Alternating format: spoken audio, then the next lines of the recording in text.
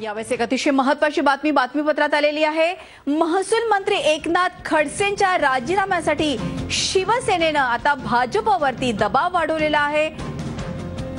भाजपची प्रतिमा स्वच्छ आहे, मग सीएम एवढे गप्प का, असं शिवसेनेचं म्हणणं आहे। सीएमनं नैतिकतेच्या आधारावरती निर्णय घ्यावा, खडसे स्वच्छ असतील तर सांगा, असं शिवसेनेनं म्हटलेलं आहे। आरोप जर का खरे असतील तर त्यांच्यावरती कारवाई ही झालीच पाहिजे, असं शिवसेनेचं म्हणणं आहे। एकूणच दबाव तंत्र शिवसेनेनं सुरू केलंय। राजीनाम्यासाठी शिवसेनेनं भाजपवरती दबाव टाकायला सुरुवात केली आहे। भाजपची प्रतिमा जर का एवढी स्वच्छ आहे तर सीएम एवढे गप्प का, असं देखील शिवसेनेनं विचारलं आहे।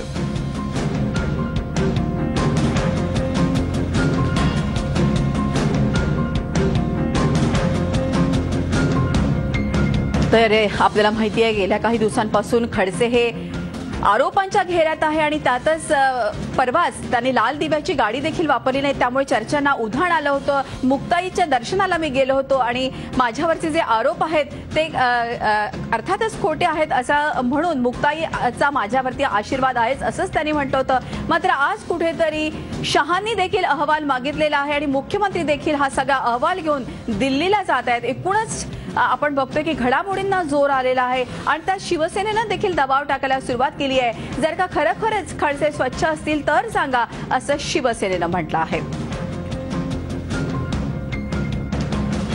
दिनेश दुखंडे,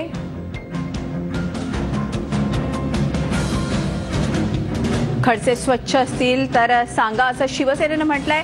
सीएम नैतिकतेच्या आधारावरती निर्णय घ्यावा, असं एक प्रकारे शिवसेनेनं दबाव तंत्राला सुरुवात केलेली आहे।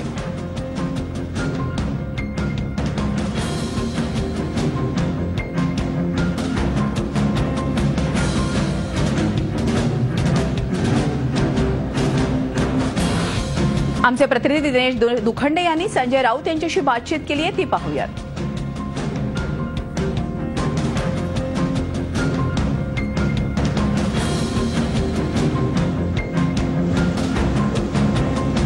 महसूल मंत्री एकनाथ खडसे यांच्यावर विविध पद्धतीचे आरोप होत आहेत। या आरोपांबद्दल शिवसेनेची नेमकी काय भूमिका आहे ते जाणून घेणार आहोत खासदार संजय राऊत यांच्याकडून। राऊत साहेब, एकनाथ खडसे यांच्यावर आरोप होत आहेत, त्यांच्या राजीनाम्याबाबत दबाव वाढतो आहे। शिवसेनेचं एकूणच या प्रकरणाकडे बघण्याचा दृष्टिकोन काय आहे, शिवसेनेची भूमिका काय आहे? ह्याच्यामध्ये शिवसेनेची अशी भूमिका असू शकत नाही। शिवसेना भारतीय जनता पक्षाच्या सरकारमध्ये सामील आहे, पण सरकार भारतीय जनता पक्षाचं आहे। त्याच्यामुळे सरकारची जी काही प्रतिमा आहे, मुख्यमंत्र्यांची प्रतिमा अत्यंत स्वच्छ आहे। महाराष्ट्रामध्ये किंवा देशातल्या सगळ्या मुख्यमंत्र्यांमध्ये देवेंद्र फडणवीस यांची मुख्यमंत्री म्हणून जी प्रतिमा आहे ती खरोखर उत्तम आहे। तरुण आहेत, तडफदार आहेत, चांगलं काम करण्याचा प्रयत्न करतायत ते। पण खडसे यांचा जो विषय आता समोर आलेला आहे त्याबाबत निर्णय घेण्याची जबाबदारी कोणाची आहे? भारतीय जनता पक्षाच्या नेतृत्वाची आहे। मग ते नेतृत्व असेल केंद्रातलं किंवा राज्यातलं। केंद्रातले लोक म्हणतात की राज्याने निर्णय घ्यावा। विधान परिषदेचा एखादा उमेदवाराचा निर्णय जर केंद्रामध्ये होतो, तिथून निर्णय येतात कुठल्याही पक्षाचे, तर खडसेंसारख्या इतक्या मोठ्या नेत्याचा निर्णय राज्य कसा घेऊ शकेल? हा त्यांचा अंतर्गत विषय, आम्हाला यात पडायचंच नाहीये। पण ह्या एका मंत्र्यांच्या संदर्भात महाराष्ट्र आणि देशात जी रोज बातम्या येतात, रोज एक प्रकरण समोर वृत्तपत्रामध्ये येत आहे, पण हे प्रकरण काय साधा आणि सरळ नाही आहे। विशेषतः पुण्यातल्या MIDCच्या प्लॉटच्या संदर्भात हे आम्ही कशाला बोलायला पाहिजे, जनतेने कशाला बोलायला पाहिजे? फडणवीस यांच्या मंत्रिमंडळातले ज्येष्ठ मंत्री, राज्याचे उद्योग मंत्री सुभाष देसाई यांनीच खुलासा केलेला आहे की जमीन MIDCची आहे।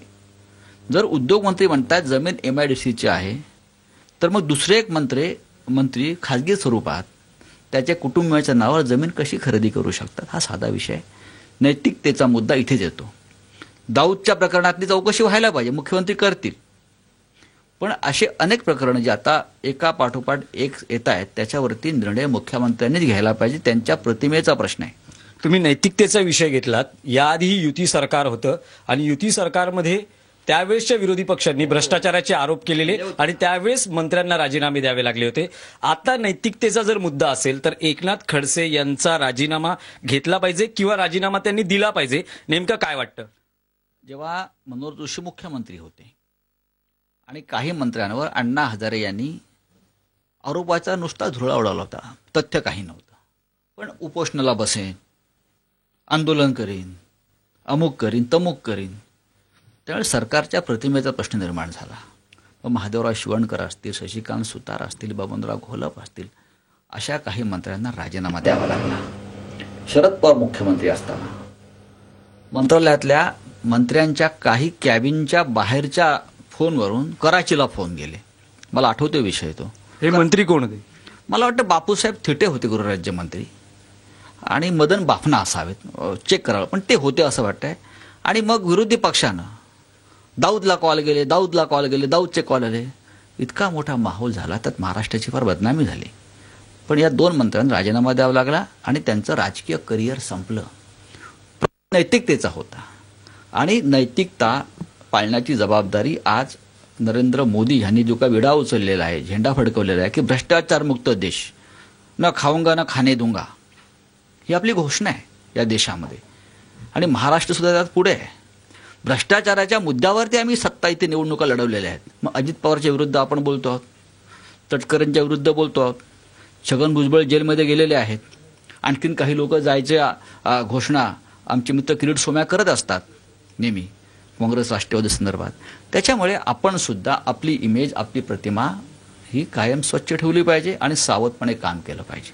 ही प्रतिमा स्वच्छ ठेवण्यासाठी किंवा आता ज्या पद्धतीने भाजप सरकारची प्रतिमा तयार होते लोकांमध्ये, काय उपाय आहे शिवसेनेला वाटतं? एकनाथ खडसे यांचा राजीनामा आमच्या हातात काय नाही. आम्ही फक्त सांगू शकतो जनतेचा आवाज काय आहे, जनतेचं भूमिका काय आहे, जनतेचं मन काय आहे. तेच विचारतो की तुम्ही काय सांगू इच्छिता? मला असं वाटतं की महाराष्ट्राच्या मुख्यमंत्र्यांनी फडणवीस यांनी सरकारची प्रतिमा जपण्यासाठी नैतिकतेचा जो आधार या महाराष्ट्राला कायम लाभलाय राजकारणामध्ये, तो जपण्यासाठी खडसे यांच्या बाबतीमध्ये निर्णय घेणं गरजेचं आहे. जर खडसे निर्दोष असतील तर तसं त्यांनी समोरून सांगायला पाहिजे. हे त्यांचं काम आहे. खडसे निर्दोष आहेत, त्यांनी येऊन सांगावं. पण ते का बोलत नाहीत? रावसाहेब दानवे आमचे सांगतायत पक्ष खडसेंच्या पाठीशी आहे. म्हणजे काय आहे?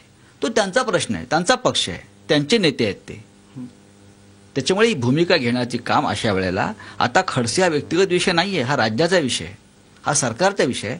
मुख्यमंत्र्यांची जबाबदारी जास्त आहे समोरून सांगण्याची. खडसे यांच्या बाबतीत त्यांची काय भूमिका आहे? एक खडसेंचा विषय होता आणि आत्ताच नुकता एक विषय ताजा आहे की विधान परिषद निवडणुकीचा जर मुख्यमंत्र्यांनी किंवा भाजप सरकारने जर भूमिका घेतली असती तर ही निवडणूक बिनविरोध होऊ शकली असती. आज 10 जागांसाठी